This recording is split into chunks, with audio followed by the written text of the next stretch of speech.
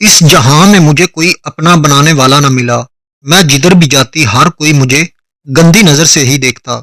मैंने बहुत कोशिश की कि मुझे कोई अच्छा हमसफर मिल जाए, मगर मुझे कोई न मिला। मैंने जिसका भी सामना किया वो सिर्फ हवस का पुजारी ही निकला। मैं दर बदर की ठोकरें खाती रही। ठोकरें खाने के बाद एक दिन मैं अपनी उस सहेली के घर चली गई जो मेरी शादी के वक्त मेरे साथ मौजूद थी।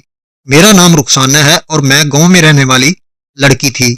मेरे वालदैन ने मुझे लाहौर ग्रेजुएशन करने के लिए भेजा था। मैं दिन रात मेहनत करके अच्छे नंबर लेती और अच्छे नंबरों से अपना एग्जाम पास करती थी। ग्रेजुएशन के पार्ट 2 में मुझे एक लड़का मिला जिसका नाम हसनैन था।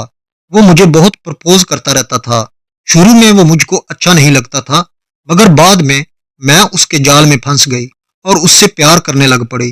फिर हम दोनों ने शादी कर ली। शादी से पहले मैंने अपने वालदैन को सारा मामला बताया कि मैं हसनैन से प्यार करती हूँ और उससे शादी करना चाहती हूँ, मगर उन्होंने मुझे इजाजत न दी और कहा कि तुम अपना एग्जाम पास करके फौरन लाहौर से वापस आ जाओ, और अगर तुमने उस लड़के से शादी कर ली तो फिर हमारे घर में तुम्हारे लिए कोई जगह नहीं होगी। खैर, मैंने अपने वालदैन की बात को ठुकरा दिया और हसनैन से शादी कर ली।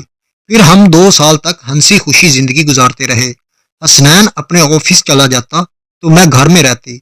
जब वो घर आता तो मेरे लिए खाने पीने की चीजें ले आता और मुझे होटलों में भी खाना खिलाता।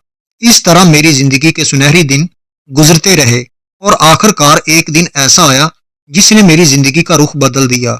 हसनैन ऑफिस की एक लड़की को लेकर भाग गया। जब मुझे पता चला तो मैं बहुत मायूस और परेशान हुई कि उसने ये क्या कर दिया है।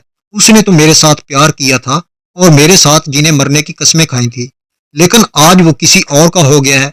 लेकिन मैंने किसी किस्म की मायूसी न दिखाई और उसके साथ फिर भी अच्छा बर्ताव करती रही।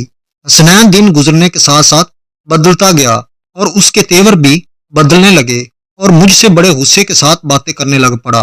मुझे घर छोड़ने को कहता और जहां हो सकता था मुझे मारने से भी दरेग न करता।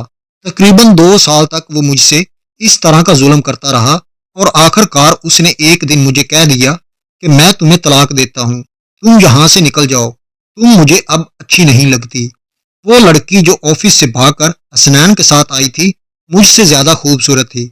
शायद इसलिए उसने मुझे तलाक दे दी थी और मुझे घर से निकाल दिया। फिर मैं दर बदर की ठोकरें खाने लग पड़ी।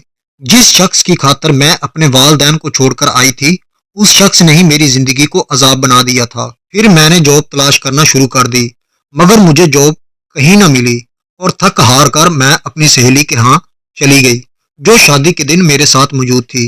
वो ऐसी सहेली थी जिसने हर वक्त मेरा साथ दिया था। जब मैं उसके घर चली गई तो मैं क्या देखती हूँ कि वो हर रोज इतने इतने पैसे ले आती है जितने कि मैं सोच भी नहीं सकती थी। एक रोज मैंने उससे पूछा कि तुम रात को किधर जाती हो और ये पैसे किधर से ले आती हो, तो उसने बोला कि आज रात मैं तुम्हें लेकर जाऊंगी, तुम खुद अपनी आंखों से देख लेना। जब मैं उसके साथ रात को गई तो वो मुझे बड़े से घर में ले गई जहां बहुत खूबसूरत औरतें मौजूद थीं। मुझे कुछ समझ न आई और ना मैंने पूछा कि इतनी खूबसूरत औरतें, वो भी कम उम्र और नौजवान किस्म की, यहाँ क्या कर रही हैं। खैर, उन्होंने मुझे गरम गरम चाय पिलाई तो मैं आराम के साथ उनके पास बैठ गई। मुझे नींद आने लगी। मदहोशी के इस आलम में मैं गहरी नींद में सो गई और मुझे उस वक्त पता चला जब मैं सुबह नंगी एक बेड पर पड़ी हुई थी। रात को उन औरतों ने मेरी नंगी वीडियो भी बना ली थी और उन्होंने मुझे बोला कि अगर तुम हमारी बात न मानोगी तो हम तुम्हारी ये वीडियो सारे जहां में दिखा देंगी।